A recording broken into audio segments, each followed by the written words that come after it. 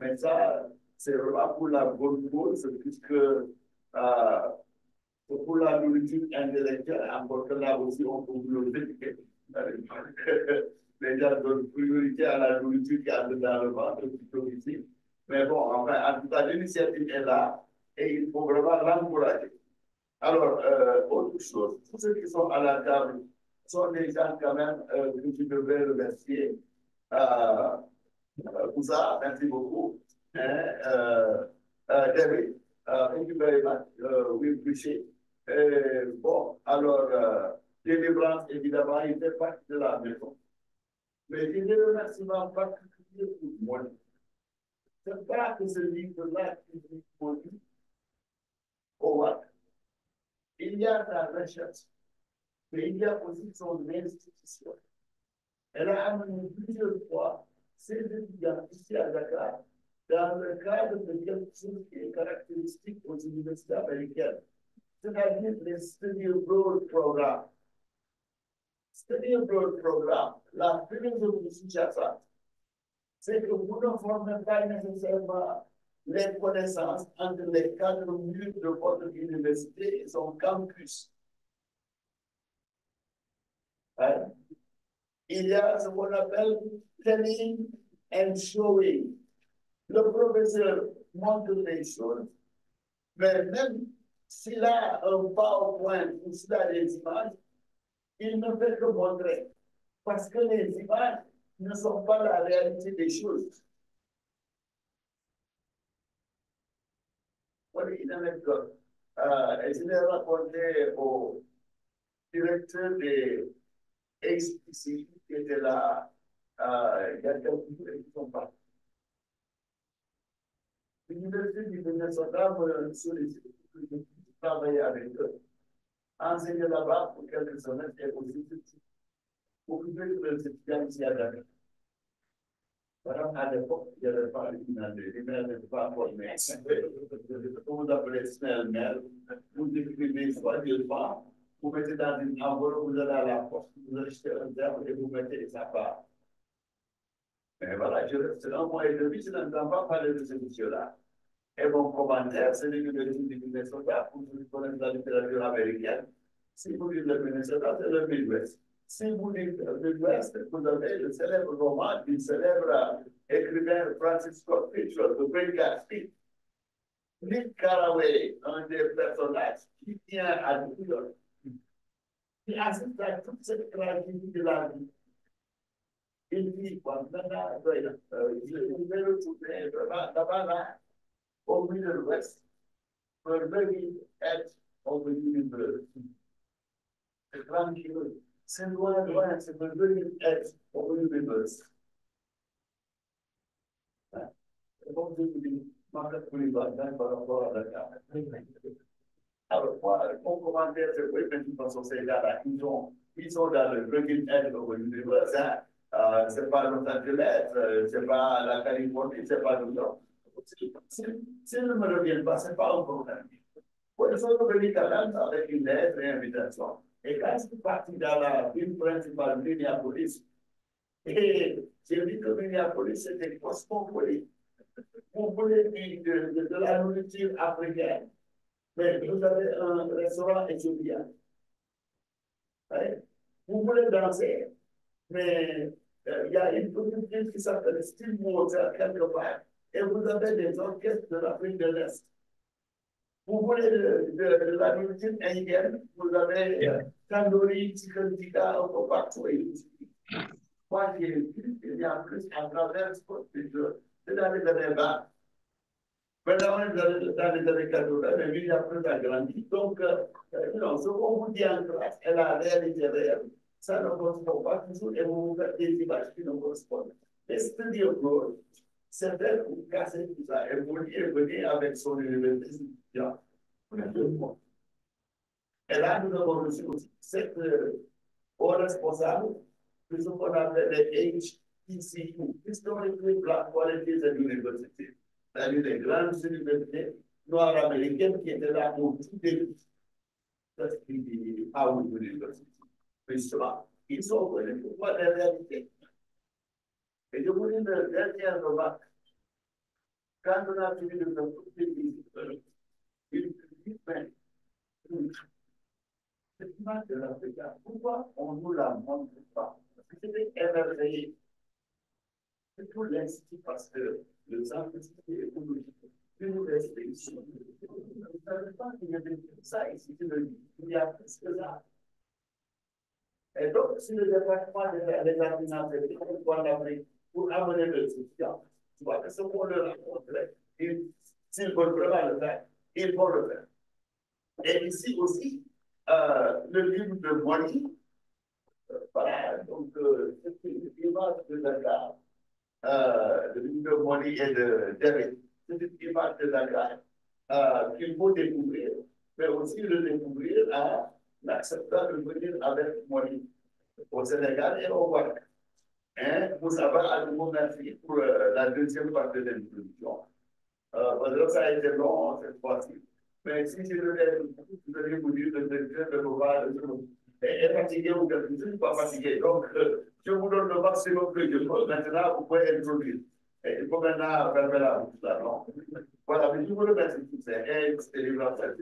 Voilà, je vous remercie. Merci.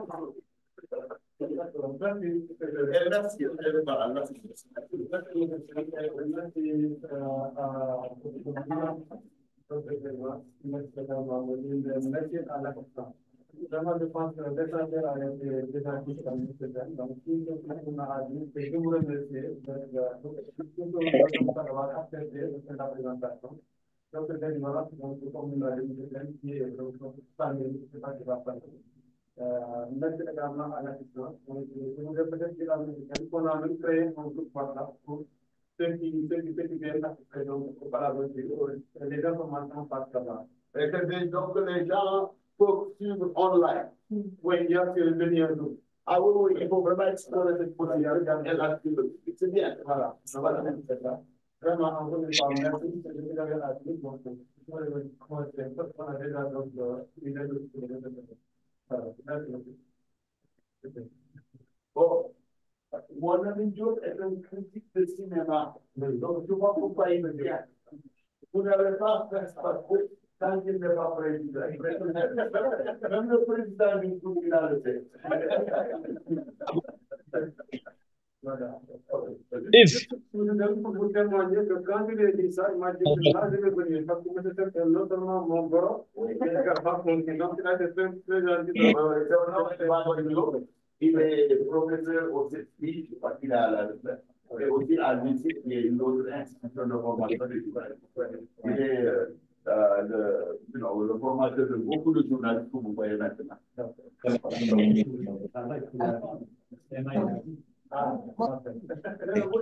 fois, il faut passer à se faire parler.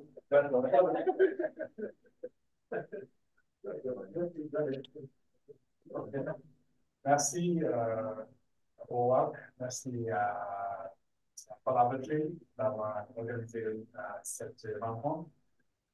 Qui nous réunit aujourd'hui, on va parler de Devin Bryson, qui est moniteur de AMS, qui fait Projections of Dakar. Donc, c'est un livre très fascinant qui parle de reimagining urban Sénégal pour le cinéma. Donc, c'est un plaisir de parler de ce livre parce que j'ai eu à travailler avec mon élève enseignant dans la recherche. C'est un livre très intéressant parce que, en certain moment, comme ils ont très bien expliqué, qu'il se va franchir ça pour un peu citer Kendaro, qui a été à l'époque ici, tout le département, un critique artistique, littéraire, qui a beaucoup produit en Afrique service. Et était indépendant, je pense, que c'était il y a 2 ans comme ça. Ouais. Et je me rappelle même à l'époque, Kendaro, quand il était là, il avait même pu soutenir une quinzaine d'étudiants. Alors qu'à l'époque, c'était plus difficile. Il fallait courir presque 2 ans, 3 ans, même pour pouvoir soutenir. Et en une année, il avait pu faire soutenir beaucoup d'étudiants à l'époque. Donc, c'est un témoignage que je vais montrer sur sa place. Oui, plus d'autres aussi. La plupart des ça donne quoi le prix et vous entendez quelque chose. La plupart des professeurs américains qui sont venus au département d'anglais, avant de partir, ils ont réussi de lire au moins 6 étudiants. Et je peux citer les noms. Y compris Melvin Dixon, qui lui-même a traduit la poésie de Senghor en anglais, et j'ai l'ouvrage dans mon bureau. C'est la meilleure traduction. Donc, on doit beaucoup au programme Fulbright des États-Unis d'Amérique, et espérons qu'il va être épargné. Voilà. Effectivement, c'est l'occasion même de parler de ça, parce que le Fulbright a beaucoup dispersé. Et ça permet aussi de changer le récit, change the narrative.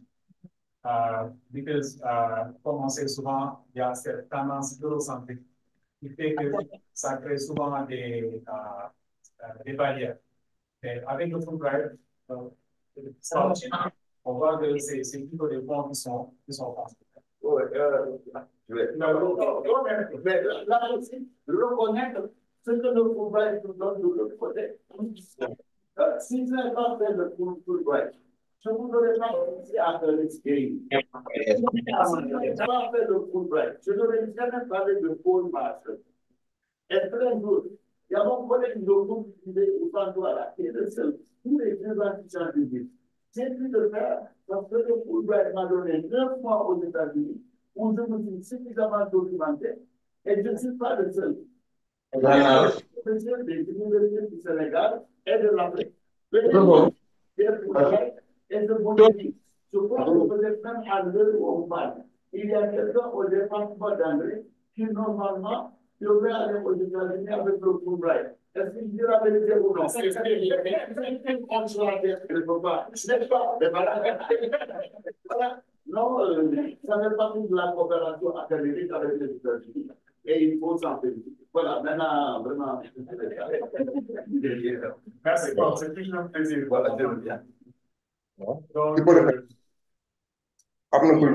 livre est très intéressant, en fait, à même égard, parce que Devin et Molly ont parlé de film, ont parlé de civic engagement, ils ont parlé de révolution, ils ont parlé de l'engagement citoyen, même lié à l'environnement.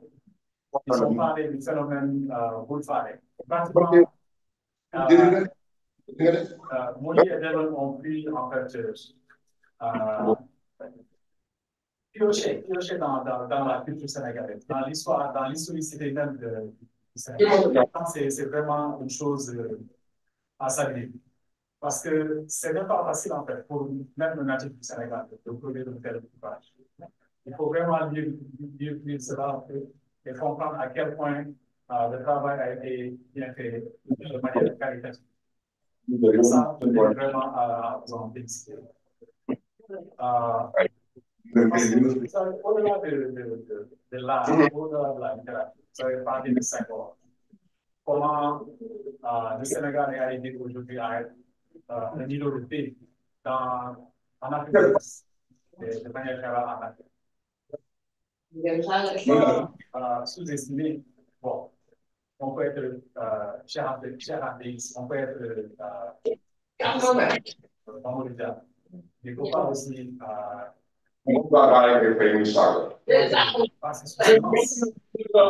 l'apport symbolique quand il s'agit de la construction nationale, de l'identité nationale. Parce que ce n'est pas facile en fait, il faut le reconnaître.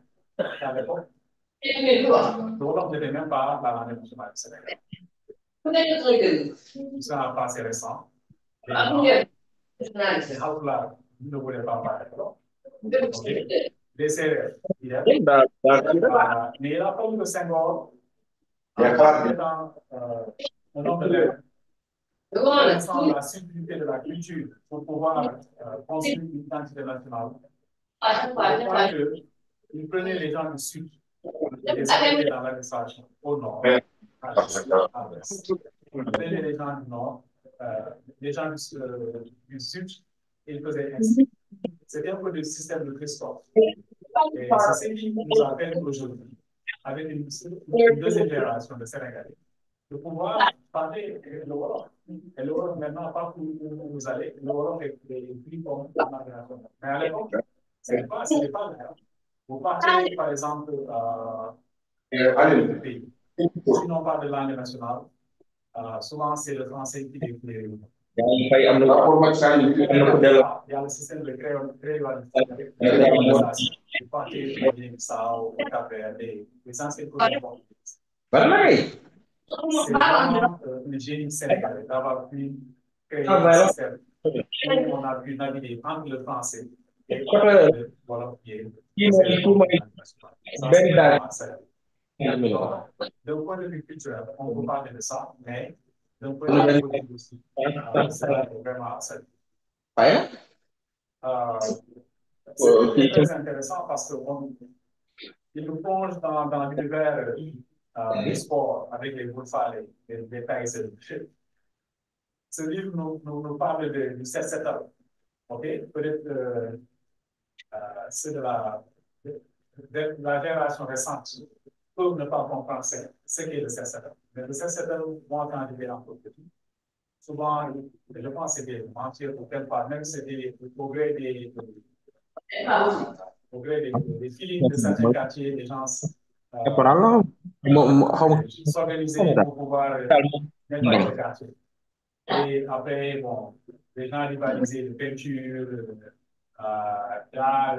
À l'époque, il n'y avait pas de système de graphique comme aujourd'hui, quoi. Mais c'était un peu le style. Le père ou la mère, c'était très intéressant. Non, ñoom pourtant ñoom dañ koy Ce livre, franchement, c'est de S'il la vous plaît, vous littérature. pouvez éteindre votre micro, C'est Alioune un peu de Samb, s'il vous dimension plaît. politique pour ceux qui s'intéressent à la science politique, mais aussi ceux qui s'intéressent aussi à l'histoire de l'Afrique de l'Ouest, mais au Sénégal en et c'est vraiment un plaisir de vous avoir aujourd'hui, Monique et Avril, pour parler de votre livre. Malheureusement, monsieur le professeur Anne Taouane, qui devait être là pour des raisons diverses, ne peut pas se joindre à vous. Mais voilà, le collègue Moussa qui est là, du département d'Afrique, qui est aussi spécialiste en Afrique de service, qui va donner son point de vue. Et voilà, des questions à vous et à développer. Donc, merci beaucoup et je vais donner la parole à Moussa qui va un peu partager ses propos et voilà, merci beaucoup.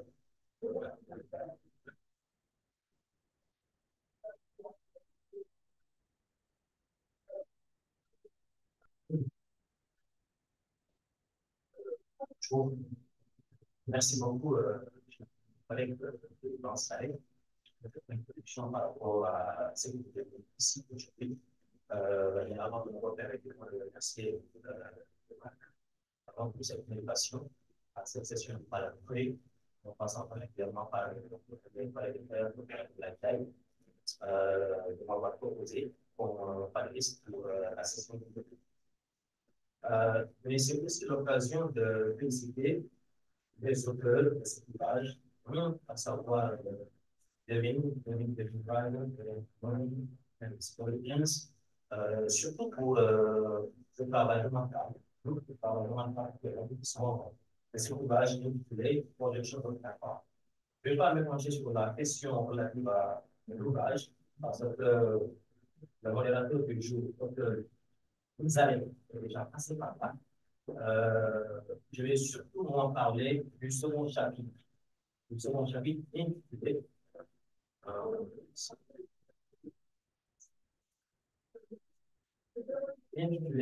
Shaping the National Body de Moussa Sen Absas Yole, notamment Chaos Boulevard, la voie de la lutte et de l'évolution de l'élevage.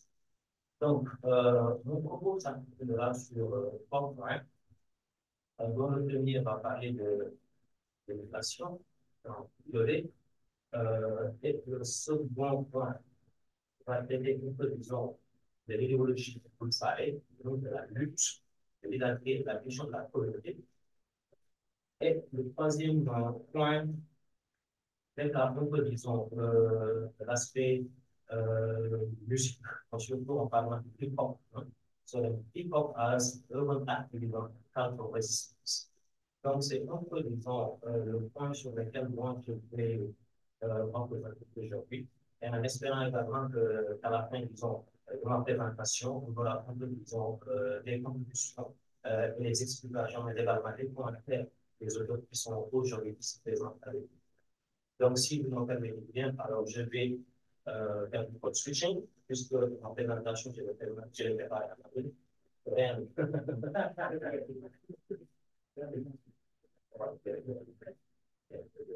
All right, so, but my analysis investigates how other Senegalese different ways we interpret forms of migration, identity, and resistance.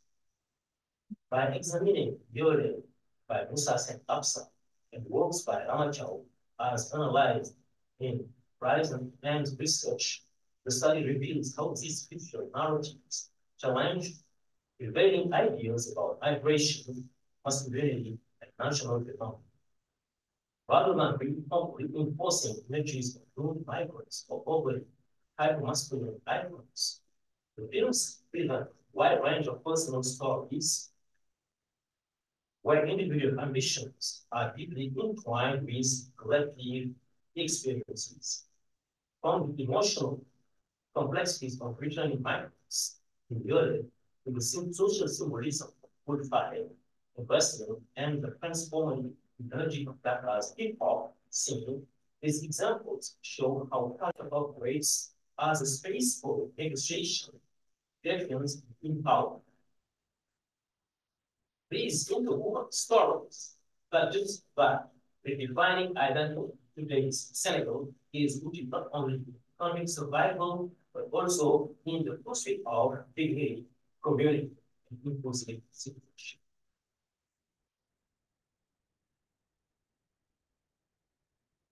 First point, rethinking migration in Europe. Musasian Aksar's Europe goes beyond straightforward depiction of Senegalese migration. It explores national identity, gender dynamics, and social political transformation. Instead of simply portraying migrants as victims or failures, the film presents the complex realities faced by individuals involving migration. By doing so, Yole questions conventional views and encourages another way to understand migration, not just as economic necessity, but as a politically and socially motivated destiny. Rather than focusing on literal death or love, the film uses abstract imagery to reflect uncertainty and emotional weight of migration. Migrants are not depicted as isolated particles, but as integral members of civil society, whose experiences point to deeper systemic issues.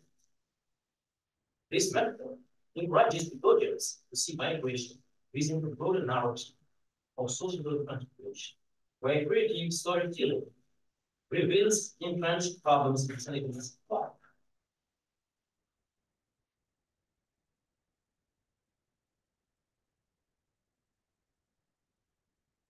Notable strength of the film lies in its blending of fictional reconstructions with real-life testimonies. By showcasing the voices of various Senegalese men and families of migrants, Violet demonstrates that migration is a response to a complex web of social and political pressures. One interview, Gerald rejects the idea that migration is reckless. Instead, framing it as a rational reaction to lack of opportunities in Senegal and expressing disappointment in population life. The film also challenges traditional gender roles, migration narratives, which have often centered on men. The other highlights how women, far from being passive, are actively involved in migration planning, and family economics. Scenes of women's gatherings reflect resilience and solidarity, showing that migration decisions often originate within the family, especially under social expectations for material success. Moreover, the field frames migration as part of the broader socio-economic dynamic, while financial support from the growth is essential, returning migrants will influence global economies and help reshape the national narrative. The push and pull between life policies and the emotional growth of home reveals the complicated nature of diasporic life. Migrants often find that their ties to Senegal remain strong, making their experience a continual negotiation between cultural identity and foreign realities. The film also explores the region of Senegalese men and how they attempt to restore their sense of masculinity. Violet subverts the traditional idea of migration as a success story by exposing the harsh truth faced by men like Hussein and like Violet. Initially seen as symbols of great success, these men are soon shown to struggle with economic hardships and emotional distress, leading to a crisis in their gender identity. Their return to Senegal becomes an act of renewed social commitment, not a sign of faith. In doing so, Yole reframes migration as a process of growth and re-engagement, challenging Eurocentric ideas and emphasizing potential for change at home. Now, coming to the second section, the second part, which is titled Wood-Fired Talent, Wrestling, Identity, and Ability. Rama Chow's portrayal of Senegalese wrestling, as discussed by the authors, revealed the sport as a rich side of cultural expression that goes beyond physical competition. Documentary emphasizes the preparation, rituals, and social interactions surrounding matches to highlight the sport's communal significance and its role in shaping identity and resistance. The concept of bullfighting, embraced by both hip-hop artists and wrestlers, reflects dual notions of resistance and self-empowerment. For some, like the Beacon-based rap group, Coalition Nongba, bullfighting symbolizes individual courage and self-determination, while for others like Avril, it signifies collective action and leadership. Pamela Tyson, who is considered as a role model, as a symbol, is a pioneering wrestler who embodies this field spirit by rejecting traditional training camps known as degrees and introducing his own style. He represents innovation and autonomy. His rise from Peking inspires local youth, reinforcing the ideal that wrestling can be a tool for social mobility and cultural renewal. The film illustrates how wrestling creates economic and social opportunities. Successful wrestlers attract sponsors and stimulate local economies. At the same time, increase of training centers foster community ties, offering young men a sense of purpose and belonging. Wrestlers' personal ambitions are closely tied to their responsibilities, their families, and neighborhoods, revealing a powerful blend of individual effort and collective commitment. Additionally, the portrayal of masculinity in wrestling moves beyond stereotypes. Wrestlers are shown as emotionally expressive and socially responsible, redefining manhood as a complex identity that includes vulnerability and care for others. Ultimately, the study of this field shows that wrestling is a vehicle for both personal development and communal transformation, reflecting evolving understandings of masculinity, solidarity, and resistance in urban setting. And the shot of a young boys running through the street serves as the effort for generational hope and continuity. Documentary suggests that the values of discipline, resilience, and unity told in wrestling can inspire future leaders and find them confident. Now coming to the final section, the final of this analysis, and we pick up as urban activism and cultural resistance. This will be about, the Yamaha movement, especially with tech movement.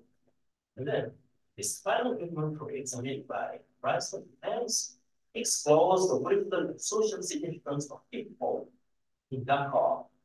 Activists like Chan and Philip use their views to voice the struggles of their communities, blending personal stories exposed to the voters with their faith. Their work is grounded in lived experience rather than abstract theory, making it an immediate and accessible form of activism. Hip-hop scene also contributes to redefining masculinity. Male artists are portrayed not only as self-confident leaders and assertive leaders, but also as emotionally connected and community-focused individuals. Their activism highlights values such as collaboration, empathy, and mentorship, challenging dominant high-masculine ideals. Crucially, the documentary includes women's contribution, notably through the figure of Adisila, who mentors younger artists and supports grassroots movements. This inclusion disrupts gender boundaries and promotes an inclusive model of activism that values contributions from all members of society. Hip-hop then emerges as a tool of political organization and cultural preservation by turning performance, protest, these artists transform public expression into civic action. Their work fosters a participatory form of democracy that is deeply rooted in local identity and historical continuity. In essence, the hip-hop movement in Black Art is not just a genre, it is a platform for reimagining national identity through music, youth articulate vision of Senegal that values creativity, inclusivity, and resistance. This redefinition emphasizes that nationhood is shaped not by political elites, but rather by the collective voices of its citizens. Conclude, we can say that through the artistic lenses of cinema, sport, and music, the study has explored how migration, gender roles, and civic engagement shape the evolving identity of Senegal that are throughout the world. It configures migration discourse by foregrounding returns, policies, and women's strategic goals. Wrestling through good blends tradition with innovation, highlighting both personal ambition and community cohesion. Lastly, Dakar's hip-hop scene serves as a cultural engine for political action, defining masculinity and advocating inclusive activism. Together, these cultural practices reveal a vibrant, resilient Senegalese identity, constantly reconstruct through creativity, solidarity, and a commitment to social change. The notion of social influence, also conceptualized as masculine social powerlessness, emerges as a catalyst for the evolution of masculine identity. The crisis that men experience due to economic actions and political disillusion is not left unchallenged. Instead, they transform their impotence into new forms of resistance, whether it is through the critical self-reflection of frequent migrants, the innovative performance of wrestlers, or the inclusive activism of hip-hop artists. There is a big shift from traditional, individually oriented models of masculinity to a subtle and community-focused expression of manhood. This redefined masculinity, embracing both vulnerability and collective responsibility, offered a counter-narrative with long-standing patriarchal norms and provides the basis for modern social change. So, thank you. This was the things that I wanted to share with you. And now I'll be back at work in the later, my colleague, Dr.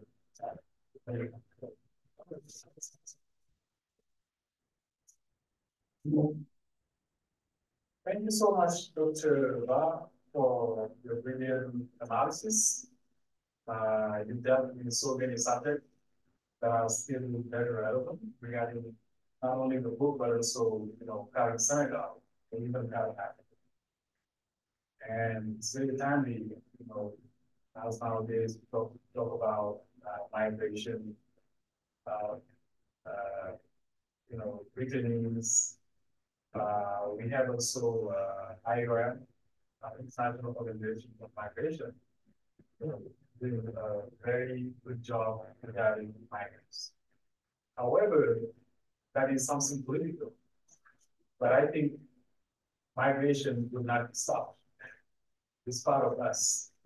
It's part of our human nature. And politicians or organizations might do what they can. But that's my belief. And so it's based on facts. Yeah. We as human beings, we are migrants. We are migrants. And if we focus on science even, human beings started, in Africa, and that's how they populated the world.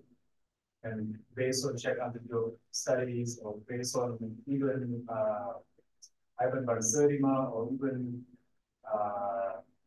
science, those are the facts.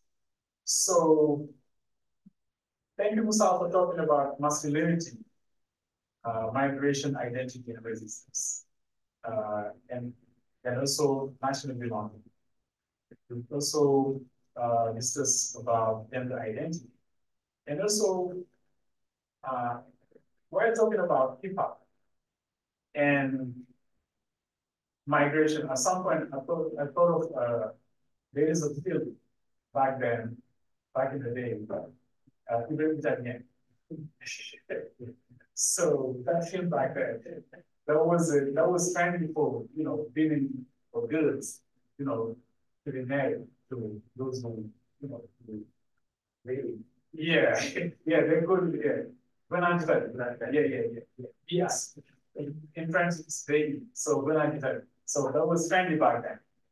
And people like Badara or Abdullah, they would not have one of the best girls, or the more beautiful women, because those women back then would be tempted to be married to those coming from abroad. And that was a phenomenon, actually. And that film, Ivory Italien, was really depicting those concerns back then, social concerns. And Musa, also you talked about Yole by Afsa, which is a beautiful film.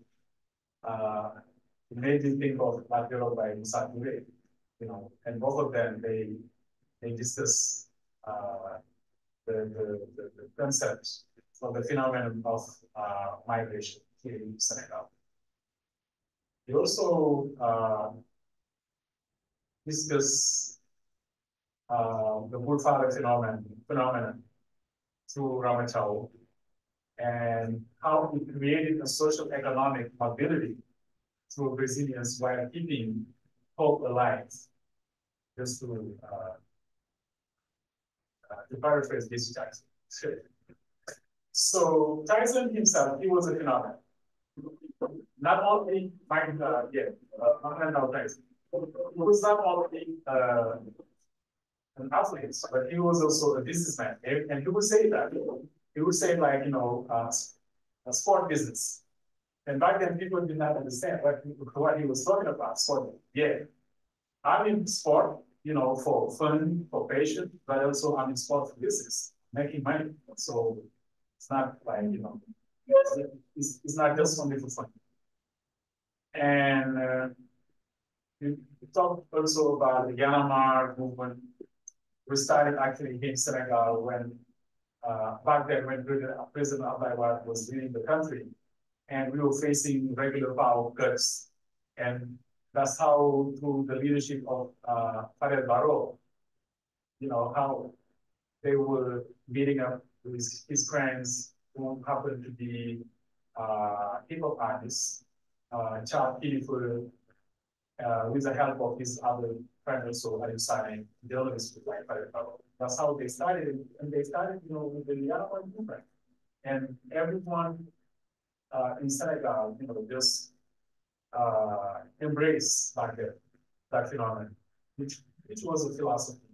And they talked also really about cleaning up, making sure that, we don't throw away trash everywhere.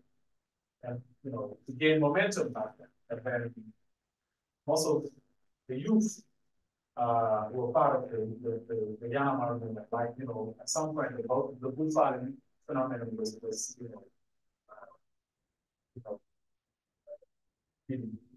so we talk also about national through juvenile identity, how the youth, even nowadays, they talk about capital. So it's very important how youth could be seen as wealth, but not as as something bad. Africa has, a lot to give, but also its youth has also a lot to do. So thank you so much, Musa, for that. And I think we probably just going to open the conversation, and please introduce yourself and then voice yourself. Okay. So, and then after we probably have Devin and Molly's voice. Thank you so much. Are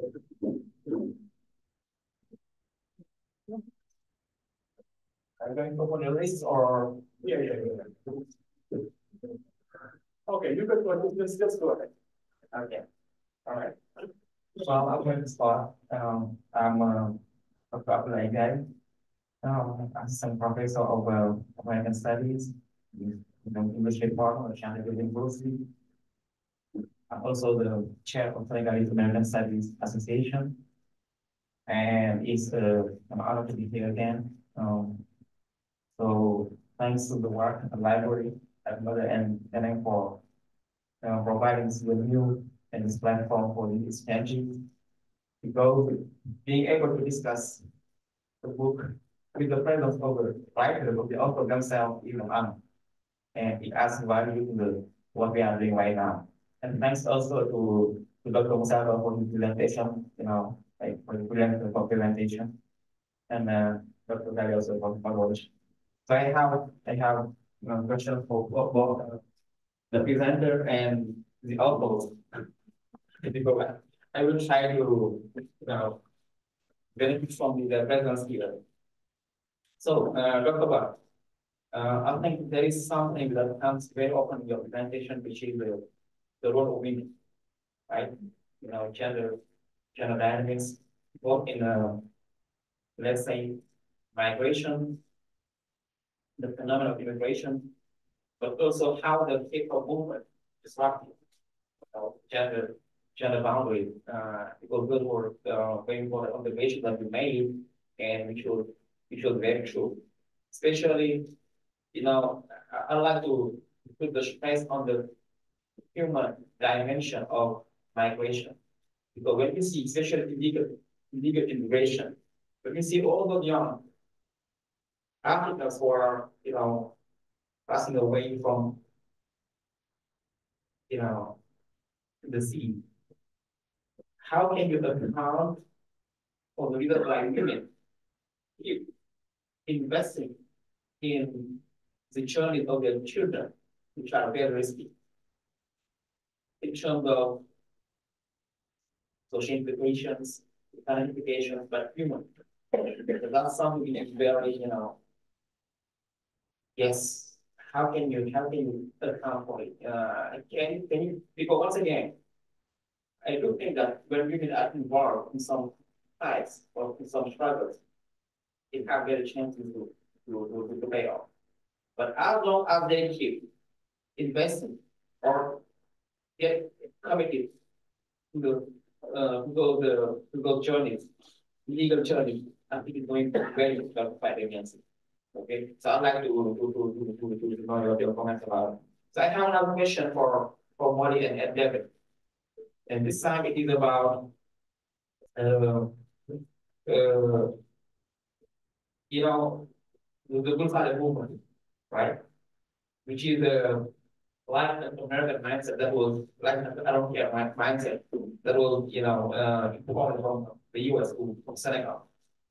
And because your work focuses on cinema and the city, could you, when you were doing research, could you feel the discrepancy or the difficulty to reconcile the mindset that was imported from America to Senegal one, which is more about and how the city as a supported area was favorable for those let's say evolution of the youth, especially who the Yanamar movement. And the last question is in 2011, Yanamar played a very important role. But how about the last elections? Because we did not feel the same influence from Yanamar compared to the one in 2011. Okay? You also have some comments on it. Thank you very much. Okay.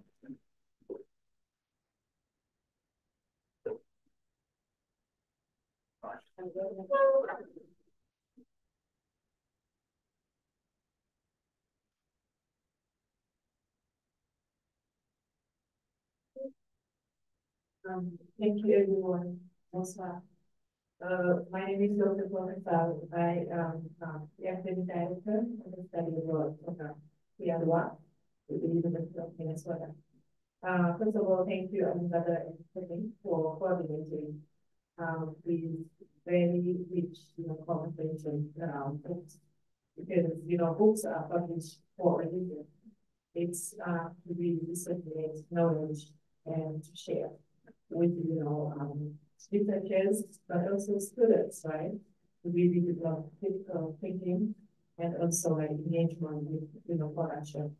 So I think these collaborations are really important for many reasons. It brings a lot of people together to reflect on production, but also, how do we share that those knowledge. So I have the question. I think as I was listening and also looking forward to this conversation, I was really struck by, the importance of knowledge sharing. So basically, like, how do we talk about, Tyson, we talk about Texas, we talk about, a lot of the things that in the 80s or 90s or really like Senegal and how kind of, shaped that generation. I'm thinking now, 2025, what do you all think as, panelists, but also authors? What do you think should be, the new avenue to build the living generation around, values that helps them really ground themselves in Senegal and also be open to, other perspectives? What would be, one critical or two critical things that we need to happen? Another thing, question is this: if you could share with us about the process of writing, because I think as students, and researchers, we all, try to producing. So, and I think one of the objectives of the Palaver is also sharing strategies of writing in different levels, like we are proposing different missions, books. So, how was the process? And what strategy can you share with us today? That would be very helpful. Thank you.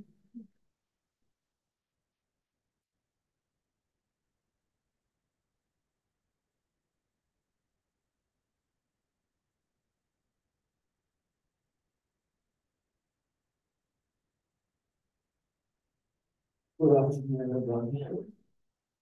Thanks so much, dear teachers. Thanks so much again, Professor Dr. Yari and Dr. La. My name is Mr. Ibrahim Tanajaro. I'm a PhD student in Sheffield University.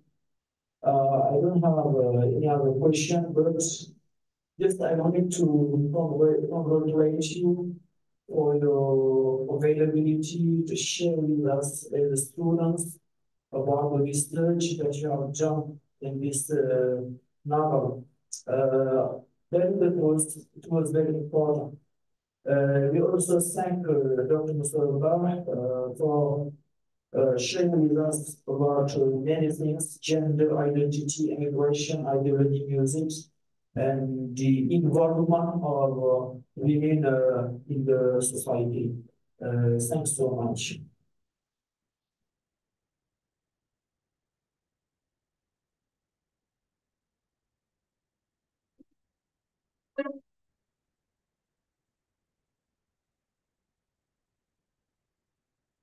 Okay, thank you so much. I think that, we may take a second round after, some would want to sense that. Without further ado, I'm just going to give the floor to, okay, Musa. Yeah. Right. Have some patience with Musa, and then after Musa, we can give the floor to, Molly and Deb. Thank you, Musa. Thank you, Mr. Avril. I have two questions from Guy and Sally. Right. Oh, so, Dr. Guy, your question is about the human dimension of migration from human specific. Right. It's a little bit, difficult to talk about the dimension of migration from human specific. Why? Let me just read, here this passage. In page 69 of the book, we have Aziz Raffle, company takes up the idea of some claiming that they will return with money from their journeys to the global north to deep fry to their markets. The film reinforces this dimension later with an interview who claims that women push their sons and nephews to migrate because women face social pressures to expect material possessions as matters of their personal and familial worth. The problem that we have in societies or in countries like Senegal and other post-colonial countries or societies is that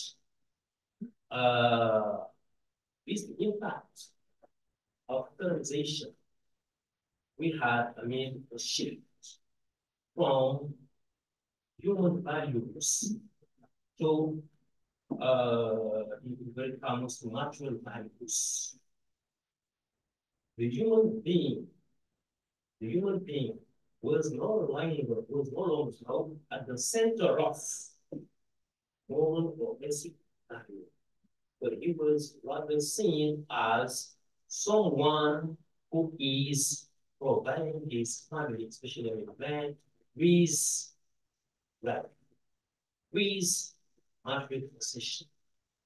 And from that time onwards, this shift will, put back its original place.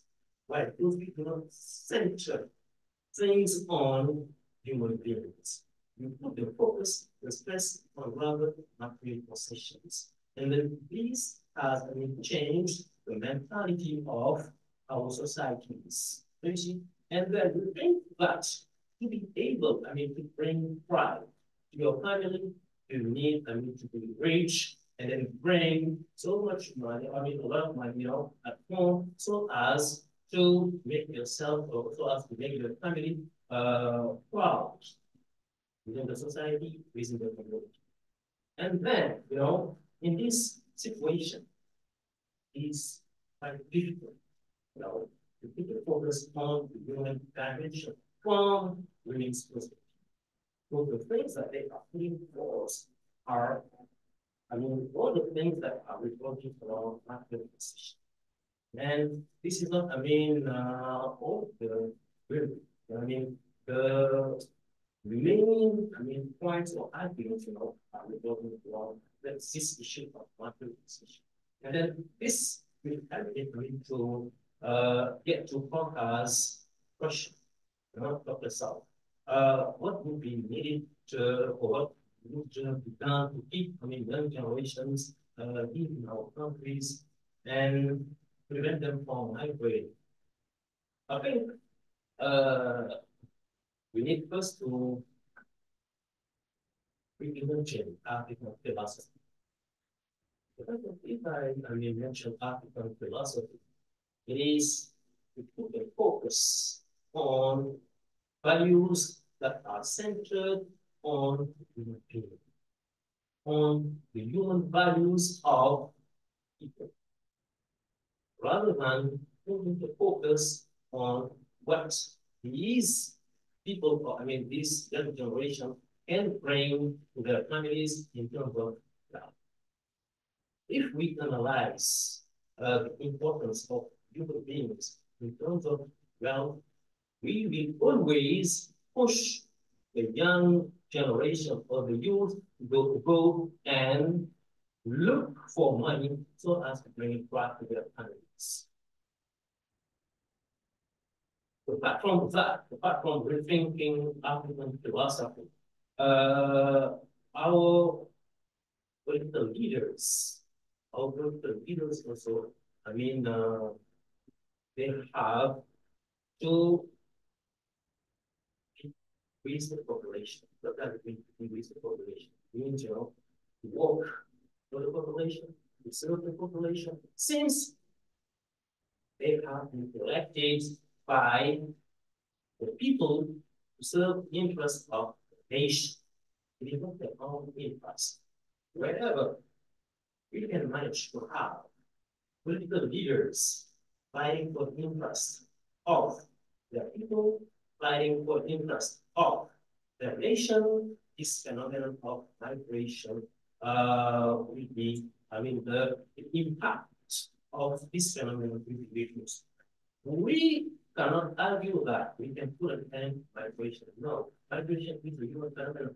People, need to go abroad to see what is happening elsewhere. But what is the problem is that, economic problems that we are having here, the social political problems that we are here in Senegal, they cannot constitute, hardships that motivate the local population or the younger generation to get outside of Senegal. We need them here. We need them here. And then it is up, to our conditions, to create a situation, the circumstances, in which we are going to have those young generation, this youth, to stay here in Senegal and be able to bring their contribution to the development of Senegal. According to me, these are two things that must be brought to light so as to reduce the impact of migration. Thank you.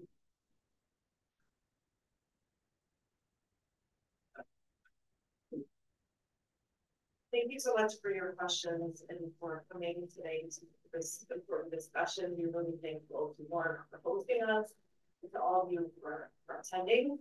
I just wanted to jump on to that question while it's still fresh. And for those of you that aren't aware of Your Day by Losers and Absa or haven't seen the film, just to set it up a little bit, I want to return to the film.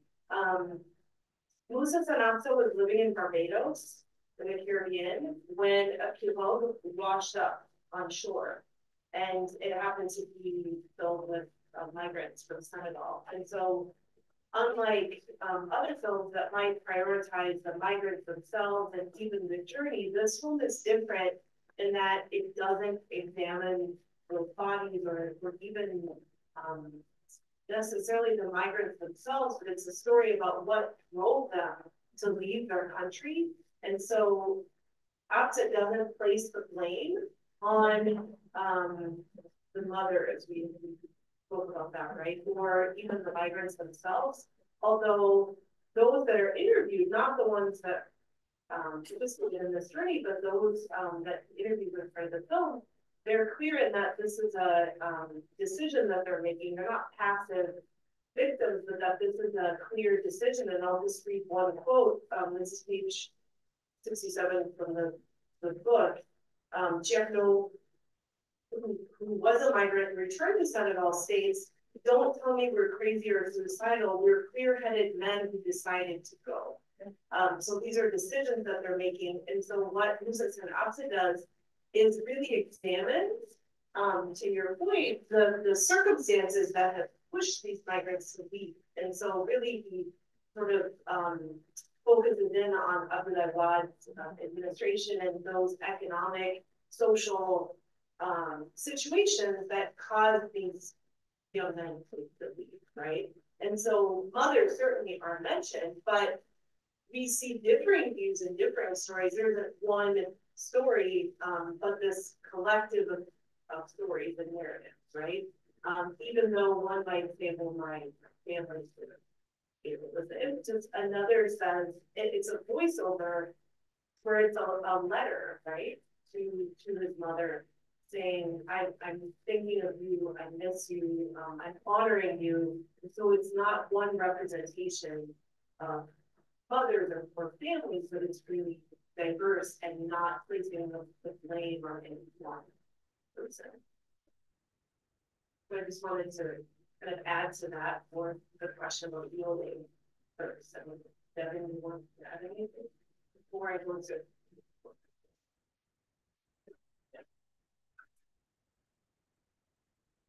Yeah, as Molly said, thank you so much to everyone who invited us, organized this, participated, to all of you for attending. I want to maybe pick up what Ibrahim, was it? Ibrahima? Your comment at the end, kind of thanking us and everyone here for, I think you used the word availability. This was an essential component of our research and writing and our publication, was to return to Senegal and share our, to refer to Corpus phrasing, the knowledge, to share the knowledge that we gained here in Dakar, in other locations in Senegal, and through Senegalese cinema and urban life. So it was essential to us to return and engage with you all here in Dakar, and especially this community of work and academic communities within Dakar, this knowledge. And so I appreciate you being here and contributing back to us again. Yeah, maybe just to continue with Dr. Ndiaye's question about how can we understand women's investment in migration? I agree with both what Dr. Vaughn and Molly have said in a lot of ways. What we try to argue in the chapter is that it's too easy to blame women for men's migration out of Senegal. That, well, why in some ways don't we ask the question, why are men investing in illegal migration?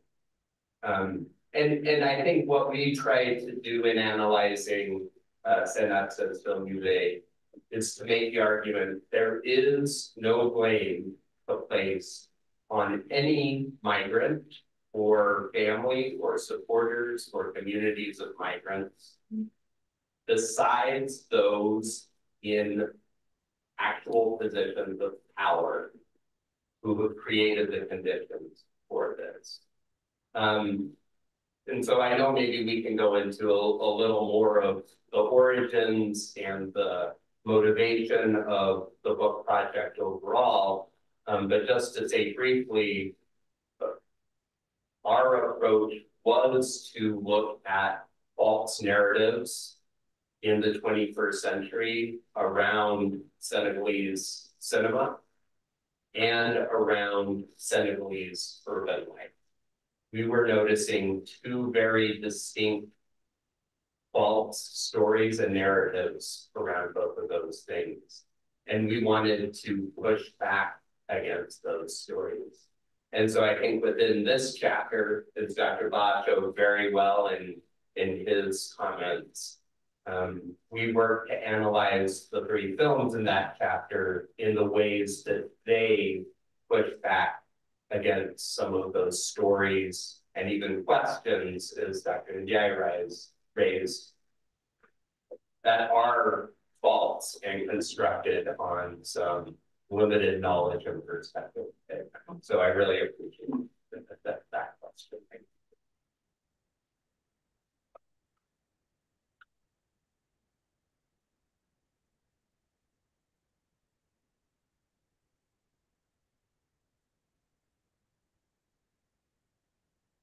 Okay, I think on to the next question that you posed, Dr. Saul, about knowledge sharing.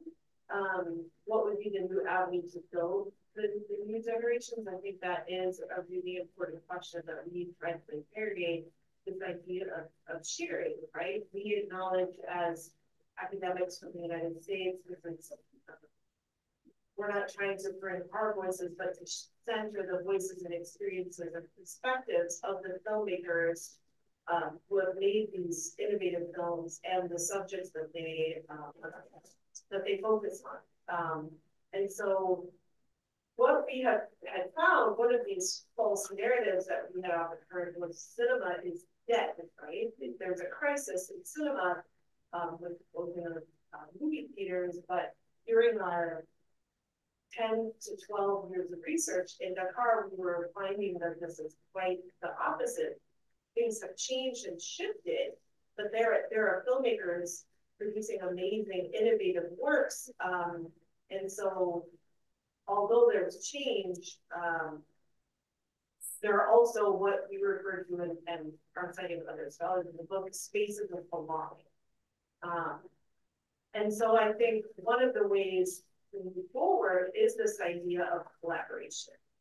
There are challenges certainly for filmmakers, for urban residents, but people are creative and innovative and collaborative in ways that they're overcoming those challenges and even finding ways to belong, ways to navigate the city, ways to find community and bring joy to their lives and forge relationships and friendships and a meaningful life, even in the face of challenges.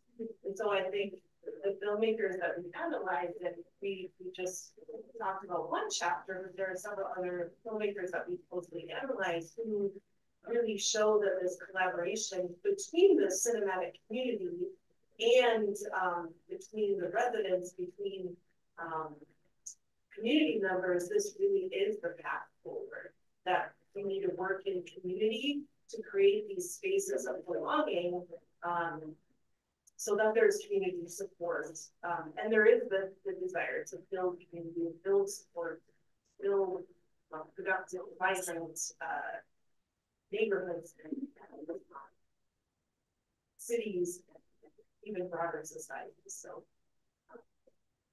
and I think I'll jump on to the second question about the process of writing and then open it up.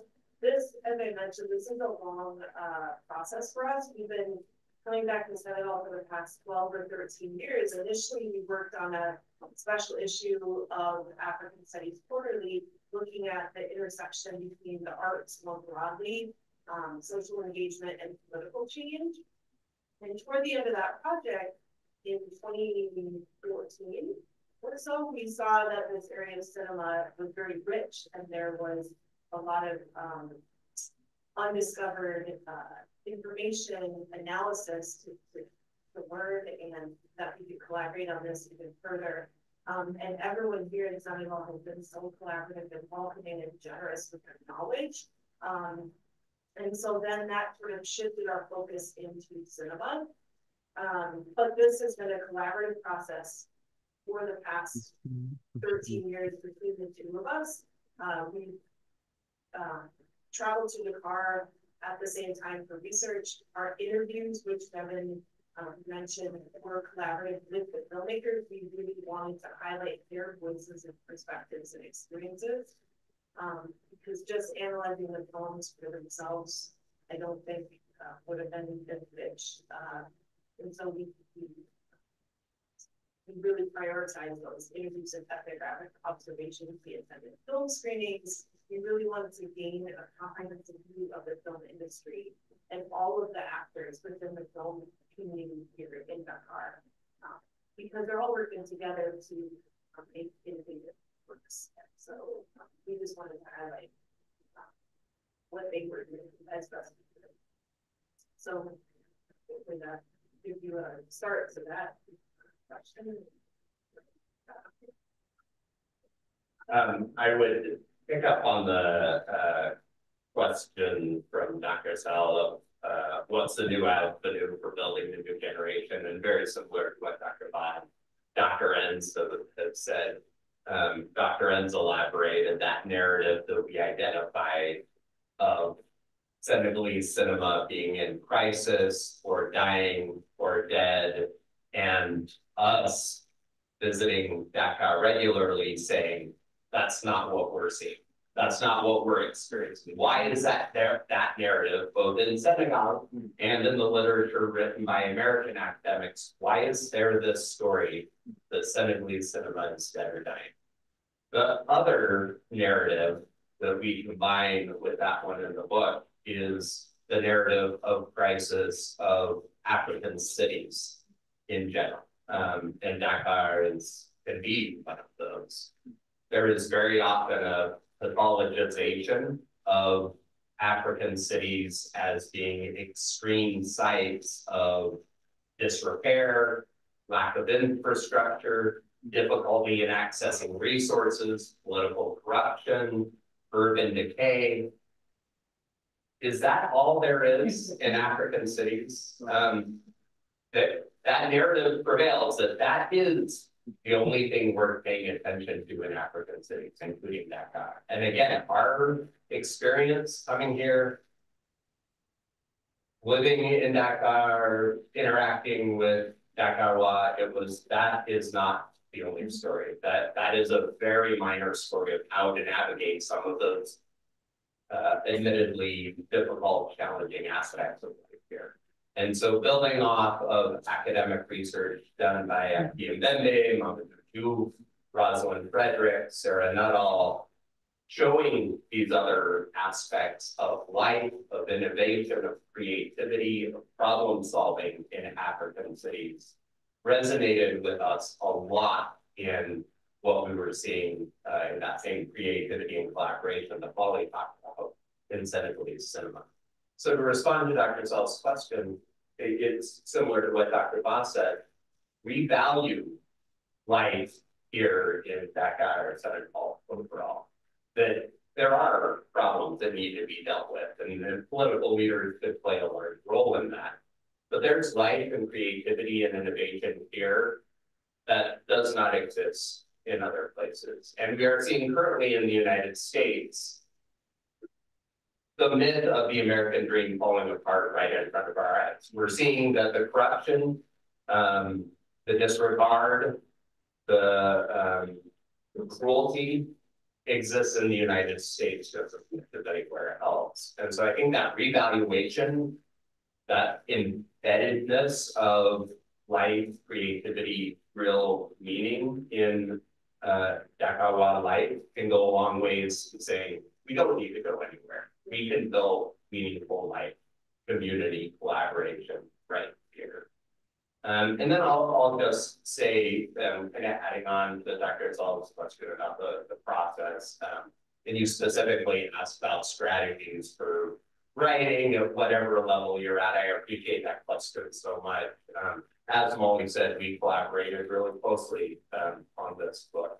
It is a co-authored book, and that isn't incredibly common in the humanities in the United States academic publishing.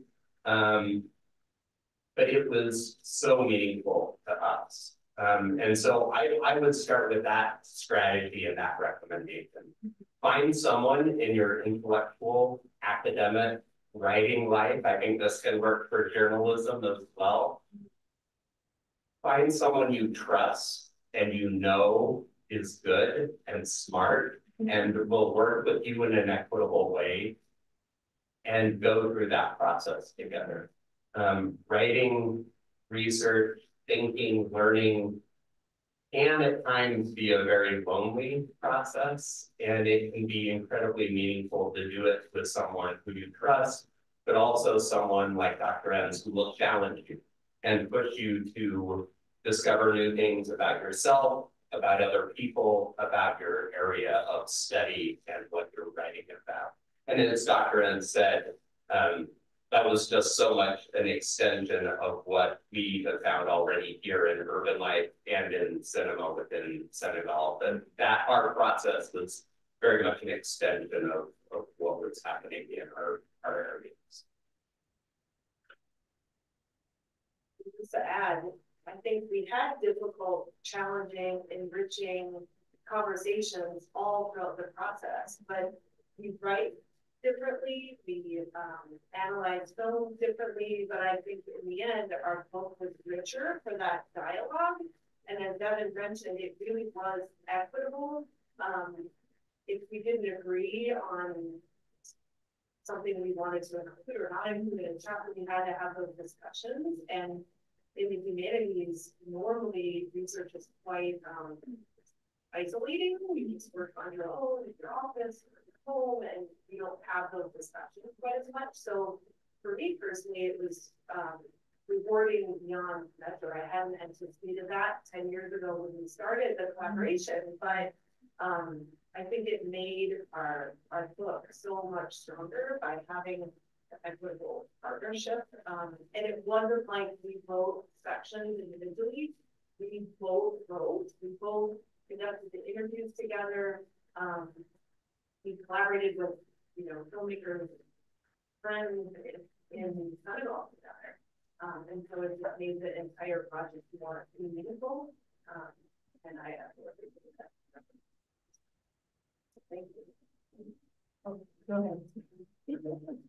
Yeah, talking to a younger generation, it's so bad that you don't know,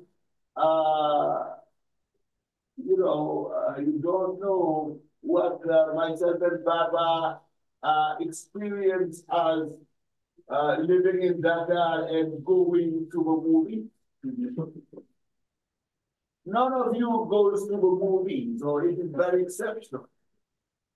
Or but there were not as many, now there are not as many movie theaters as they used to be when we were young.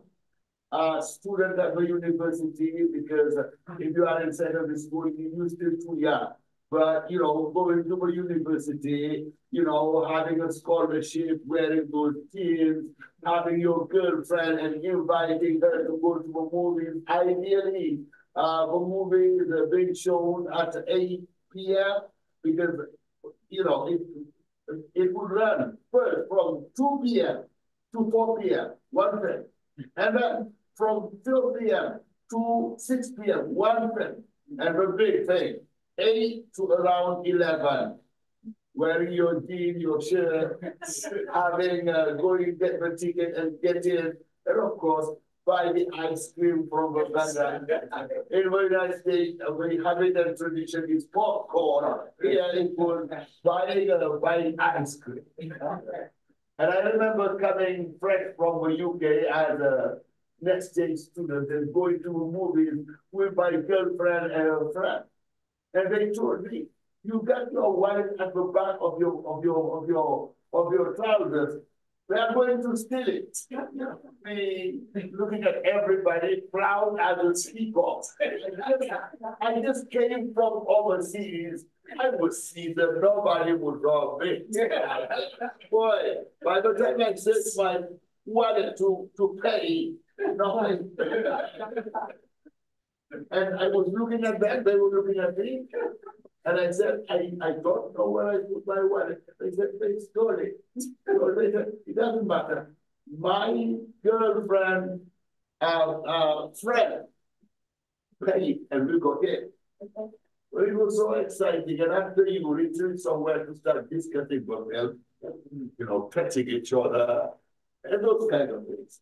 So it was part of the Dakar culture, the urban culture. But we no longer have it as we used to have it. If you want to have it, maybe go to Europe or go to the United States. But the movie theater culture has almost gone. And this is something which is perhaps missing. But what you said, redefining the picture.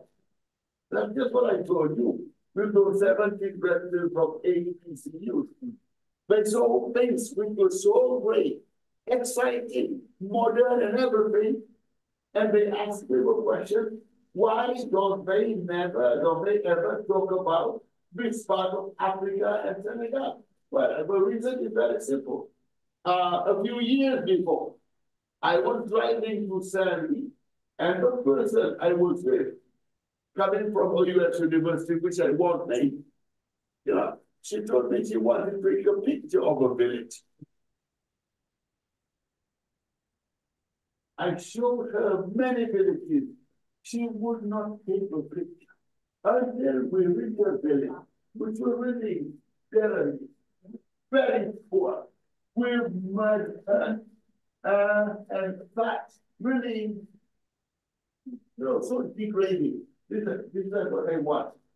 She took a picture. And if the real picture of a real African village should be, no cement brick, no corrugated iron, but flat. And that's it. Maybe with rooms with no doors and goats roaming around. And still that picture of Africa said, how to flip a picture, movies have got to do something about it. It is true that, many of the movies, particularly in Burkina Faso, it is always a story somewhere, romantic story or very bucolic story somewhere in some Burkina village. But the villages are not the only picture of Africa. I am from the village myself. No, wait a minute. So what is more than a village? And it's a beautiful small town somewhere. And she knows what I'm talking about. But food is great. Oh, yeah. So then, yeah, you're right. All those things are to be reconstructed. Mais je voudrais dire plus de cinéma là. Cinéma à la barre, cinéma. Voilà. Remember, bi dafay may man xamul na li ci ëmb. Xamul ci sa bu ëmbee du wax man américain du ëmbal ci sa. Mais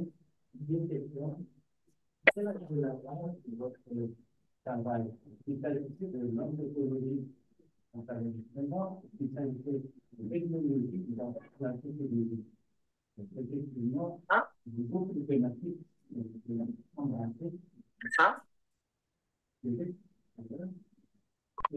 No problem. Look how like my job. Come sama yaay jalam. Doga mi ci mbel go. Okay. Yeah, no problem. Dina la jox xaalis. Dina la jox xaalis.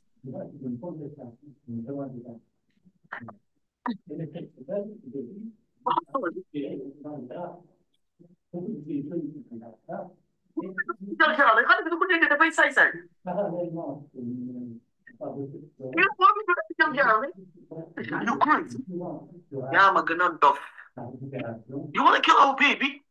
So, babe, what the New York? Edward Nicole punta ko New York. Bakit nawa mo? Panleng ko pinta. Oh, pinta pinta. Panleng ko pinta. Ana ko pinta.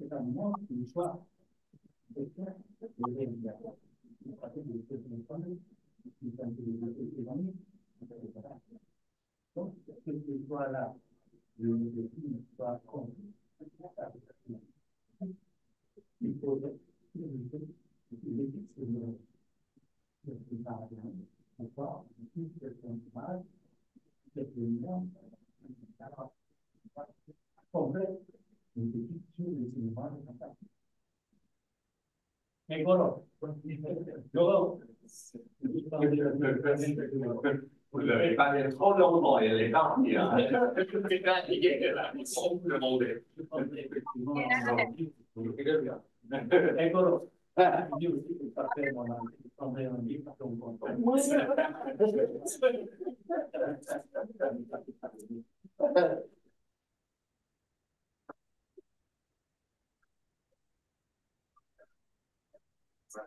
Tu réponds ou on a... D'accord. Bon, merci beaucoup pour ces trois questions. Donc, en parlant de notre approche, notre discipline qu'on a appliquée à nos pays. Donc, c'est vrai, on voulait faire du travail ethnologique et anthropologique en étant ici à Dakar à plusieurs reprises afin de bien comprendre sur le terrain le cinéma à Dakar, le cinéma sénégalais. C'était important pour nous d'aller au cinéma, même ceux qui sont fermés maintenant. On a pu assister au cinéma Awa à Pikine, Bada Ciné à Médina à l'époque, ils sont fermés malheureusement maintenant, mais on a parlé avec les propriétaires. Ah, c'est vrai. Ah, d'accord, heureusement. On a parlé avec des réalisateurs, des cinéastes, des directeurs des festivals cinématographiques. Donc, on a essayé de faire un travail ethnologique en parlant avec les acteurs du cinéma sénégalais contemporain. Avec cela, on a des aspects sociologiques et bien sûr, on fait des analyses près des films. Donc, on fait des études de cinéma en parlant des techniques, des prises, du son, des scénarios de dialogue. Et je dirais pour cette question de comment nous avons choisi les films et ce qu'on fait avec le hors champ du film. C'est pour cela qu'on a interviewé tous les réalisateurs sur Ramata pour incorporer dans le livre. C'était important pour bien comprendre ces choix, de ce qui n'était pas mis dans le film final, même s'ils ont filmé ces séquences ou ces scènes. Donc, je pense qu'on a bien fait de laisser la voix aux réalisateurs, aux cinéastes pour comprendre cette question exactement, leur choix et comment ils ont délimité les films qu'on analyse de près.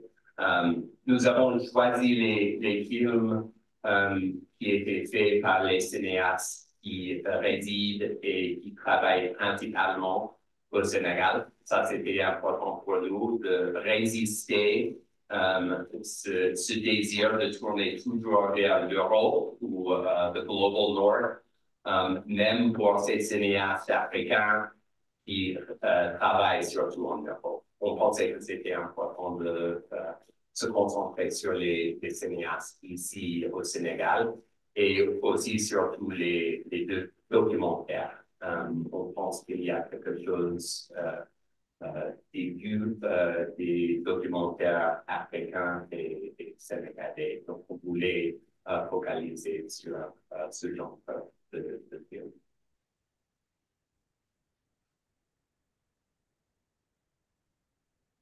Pas beaucoup de choses à ajouter, sauf que ce choix d'analyser des documentaires est vraiment important aussi pour nous. Vous avez cité Ken Harrell au début, et son livre Trash. Il parle un peu du cinéma, imperfect cinéma. Il appelle imperfect cinéma, c'est le mot analyser. C'est pas toujours les choses auxquelles on pense tout de suite. Donc, ce sont les réalisateurs qui ont choisi le documentaire parce qu'ils vont présenter la réalité. Pour nous, c'est bien un choix.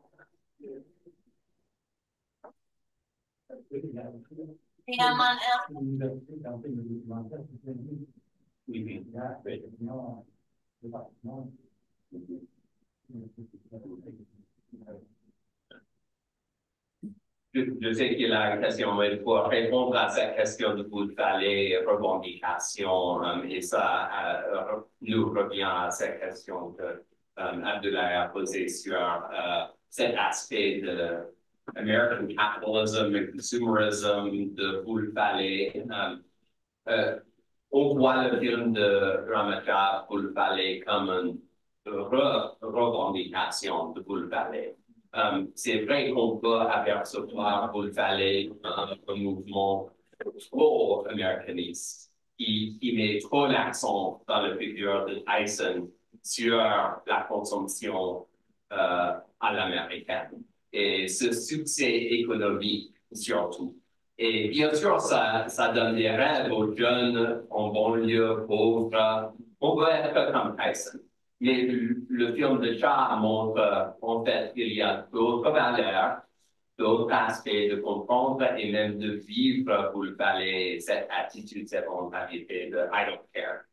On s'en fiche de quoi? Encore cette question d'objet, de quoi, de but, d'objectif. Donc, oui, c'est vrai qu'il y a ce trajectoire de s'attale à vous le palais et je pense que le film de Ramata est essentiel pour comprendre comment comprendre cette histoire assez récente de ces mouvements qui avaient des aspects révolutionnaires, revendicatifs ou même transformants.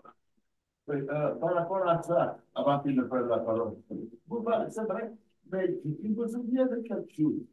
Dans la veille numéro 2, c'est lui qui a défait Kaiser. Et son orientation n'est pas la même que l'orientation de Kaiser.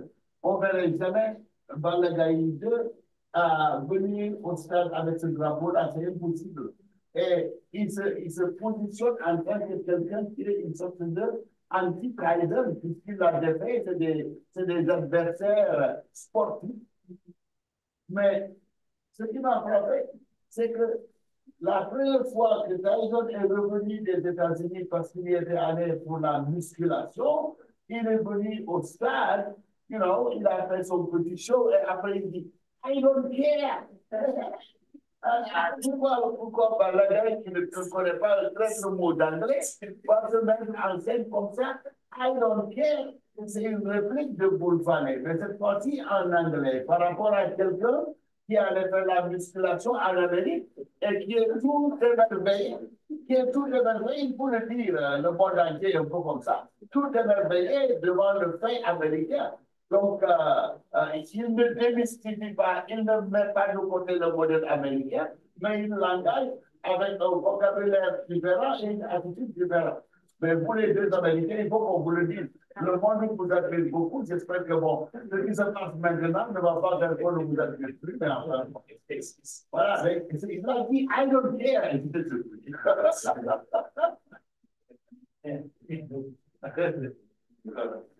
Hello, how are you? Thank you. Thank you for what and thank you for the presentation. The first picture will go to Wow. Okay. The first question is what inspired you to write this book? And the second question is HR is how would you describe Musasa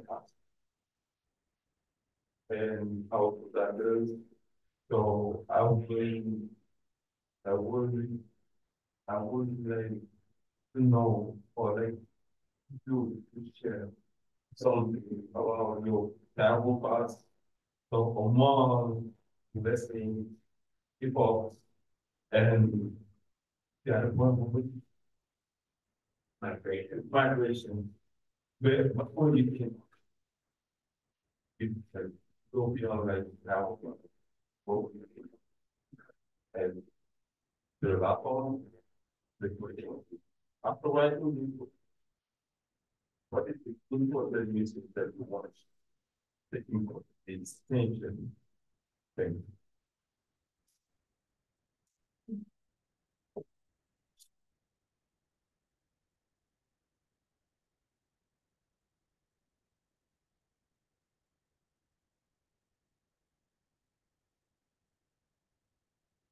Well, I want to go on. I'm sorry for taking for a minute.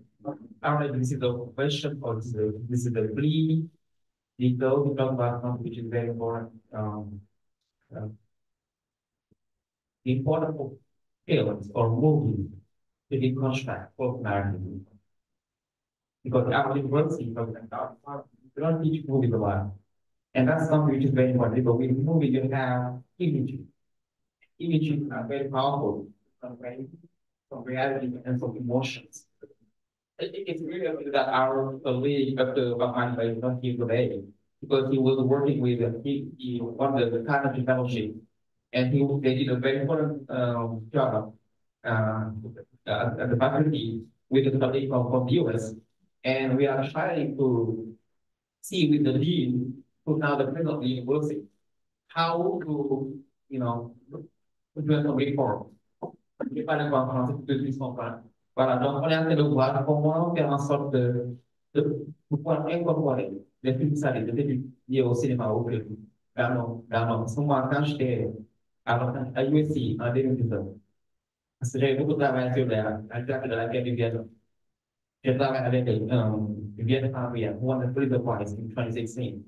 Et avec le Simple Tiger.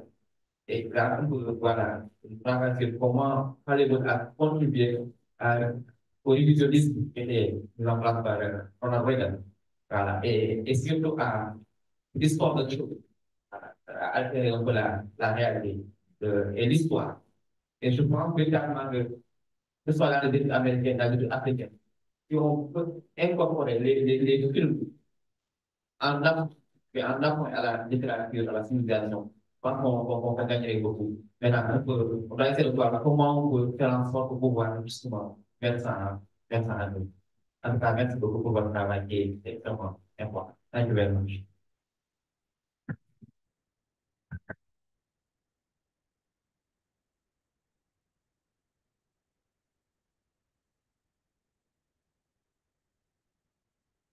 Thank you so much for your question about what inspired me to write this book. I don't think there was one moment that was really the inspiration, but it was a long sort of journey of my trips to Senegal, including 5-month stay in 2016 when I was a Fulbright scholar here. Spoke about Fulbright at the beginning, that resonated with me because it was truly an impactful experience. I was here with my daughters who were attending school. And one thing that we talked about together and that we consistently saw in the United States was this idea, as several people have already talked about, the idea to use Palaver's words in Afrotopia, the continent as a haven of misery, and how we can break stereotypes. That's really important to me, not just with study abroad programs that I've led for students from my university, but also to think about that on a personal level.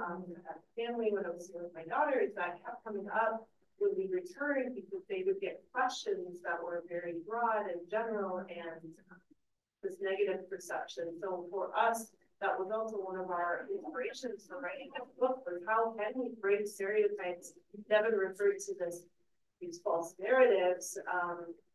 How can we push back against stereotypes, against false narratives, to show the innovation and the beauty, the community, the support, the tehanga that we have felt, that I have felt myself when I'm doing research here, or my daughters felt by everyone that we met. Truly, in our research, we felt welcomed.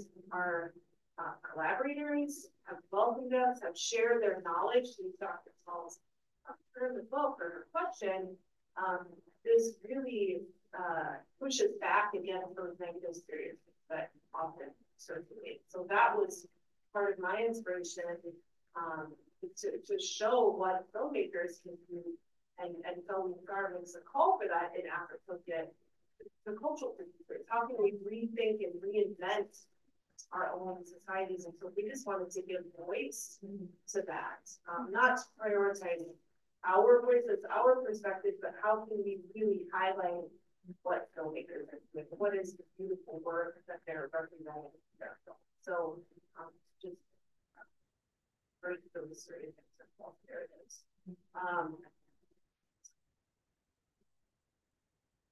And then maybe to the question that you had, Dr. Jay, about images. I think images always resonate with our students.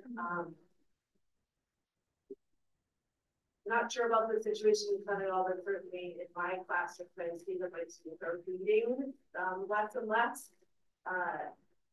but yet are always looking at images, right? Whether they're clips or TikToks or social media or films, or they resonate with young people. And so I found that that my students are really enjoying seeing films, all sorts of films, whether they're Kurikai, or Palaver, or French. But I think that they're more relatable, and it also helps them if you are able to analyze them and learn to use the images in a similar way that you would use literature. Students are able to grasp and understanding in more concrete ways. In this case, culture and life and vibrancy. But I think there is a challenge to access those images. We talked about that in our book. That is a challenge with film, with how can we access it. And so if there's a way to include cinema in classes, I'm not sure what the availability is, how easy that is. Here, for us, it's a challenge. We have to access films via phone if they're not available online, or Canopy is a great database that our library subscribe to. I'm not sure if that's available here, but it's always a challenge. But then how can you incorporate that the same way you might incorporate literature? I think it's rewarding both as a faculty member, but also have rich dialogue, maybe that not the written word.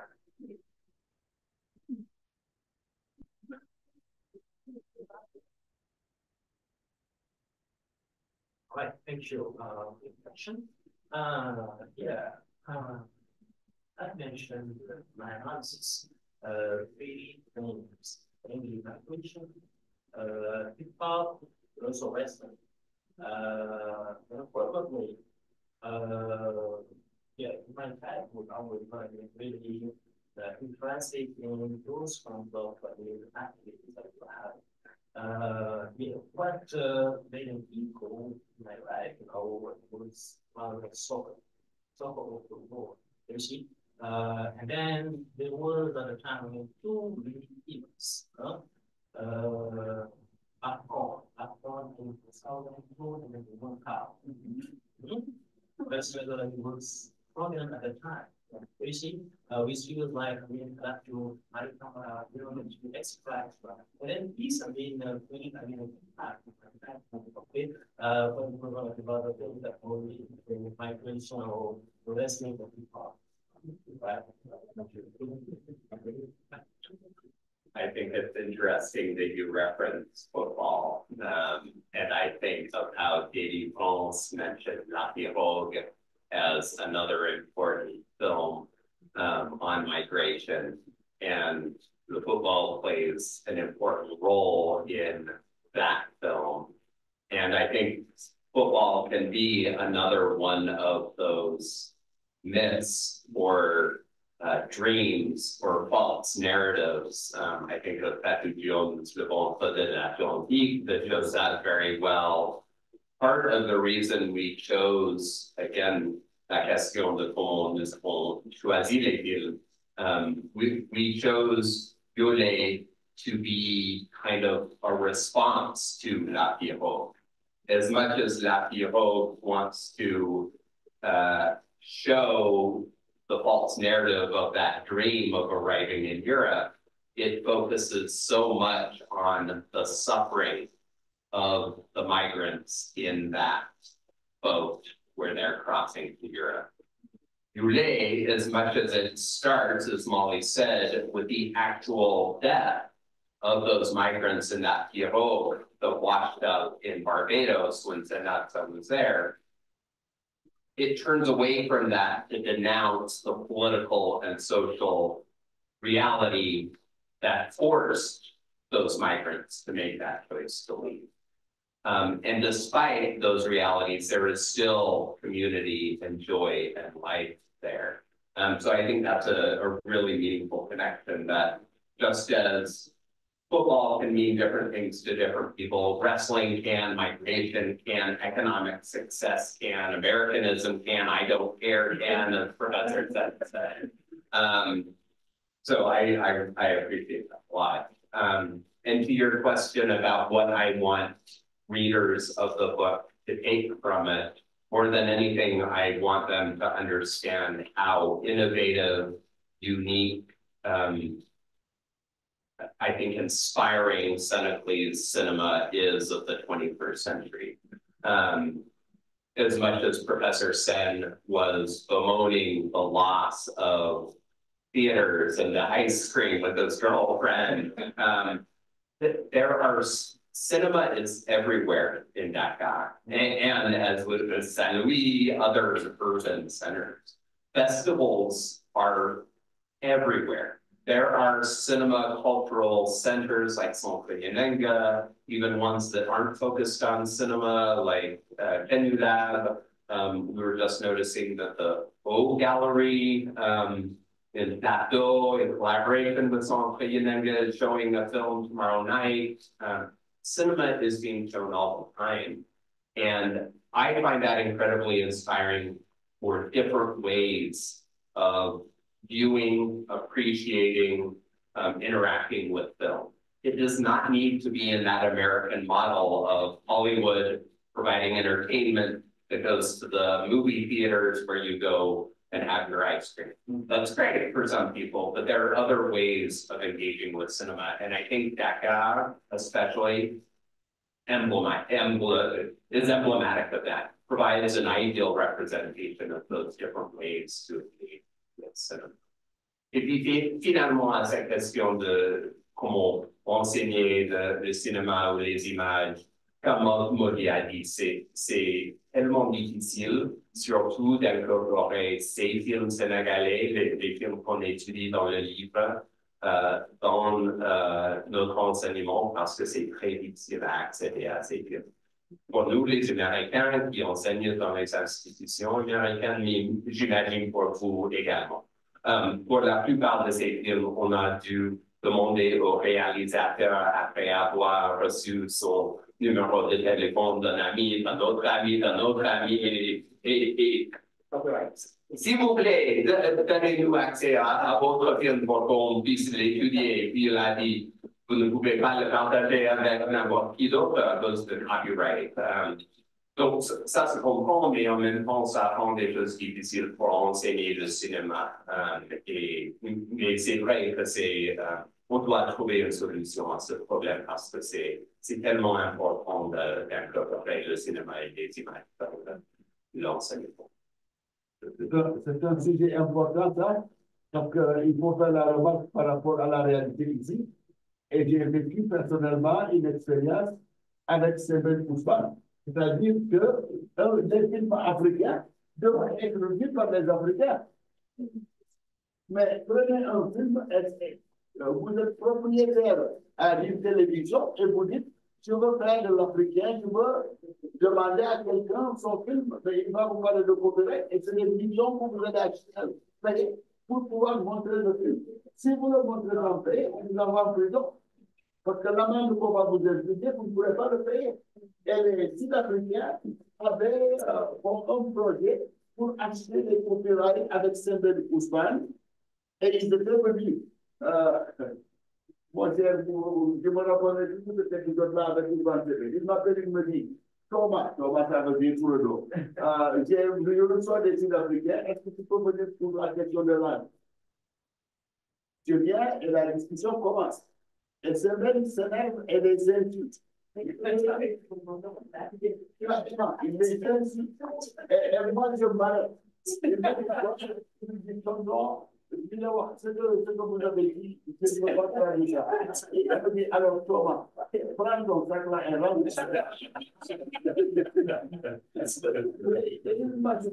me dit, voilà, tu les vois sud-africains, noirs là, et tu te dis, oui, les parents, mais ces gens-là, c'est des capitalistes. Ils vont me payer pour le faire.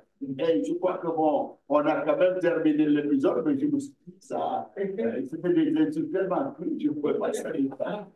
Mais effectivement, cette question-là, les DVD sont venus pour révolutionner tout ça, mais il y a encore des auteurs qui ne veulent pas la vulgarisation en DVD.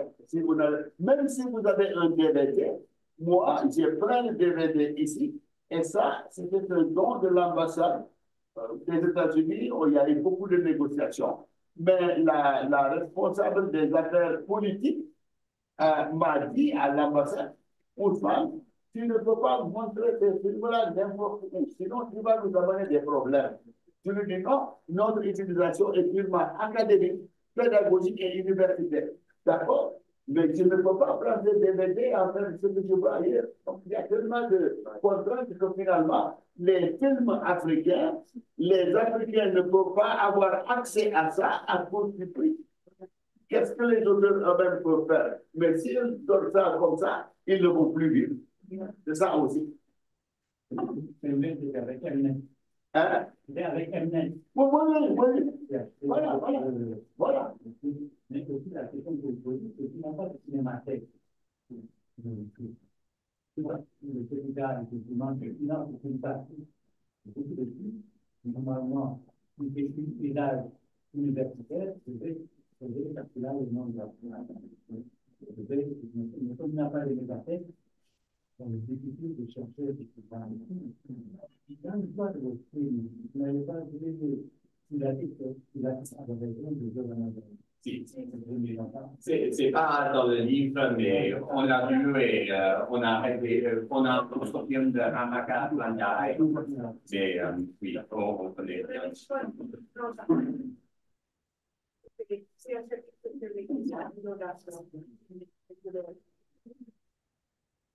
Voilà, voilà, donc, président de séance, si on voit.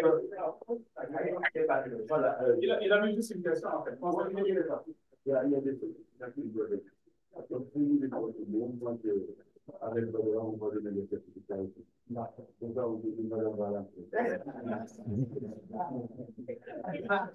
Il a de la pression, c'est le libéral.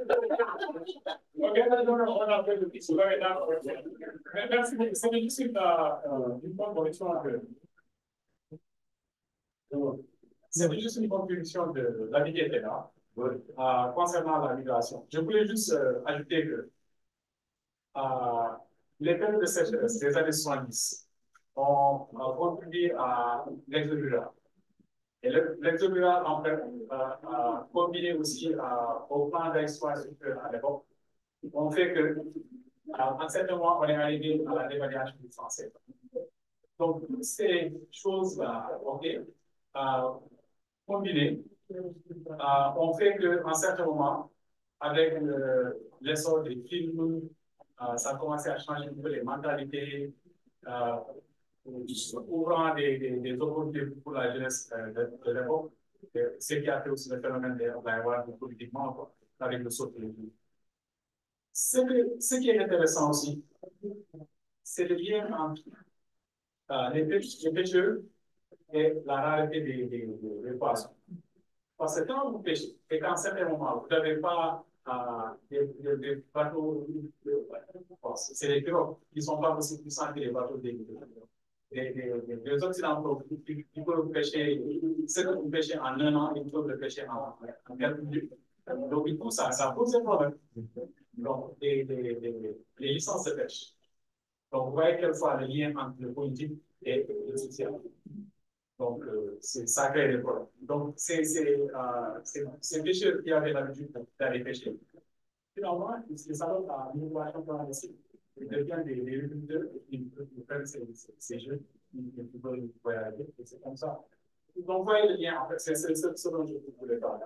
Donc, évidemment, les politiques allaient au cinéma, ils veulent parce que si vous dites, déjà, production nucléaire,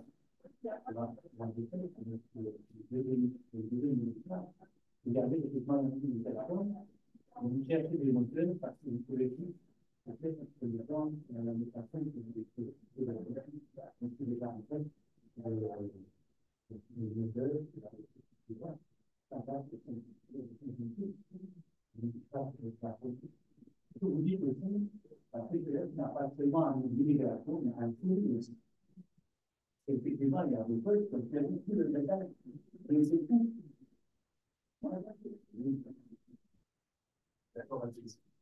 Oui, mais il y a l'immigration clandestine d'ailleurs, mais il y a l'immigration intérieure. C'est pas ce personnage de votre parti qui vient de Paysanne à Kaukau, qui vient avec sa bedaine. Le village s'est poussé pour lui aller étudier à Sénégal. Il n'y avait rien à manger. Alors, il faut un rassemblement, il y va. Lui, un comité, il vient voler l'argent et va investir à la chambre de commerce. Mais lui, il est là.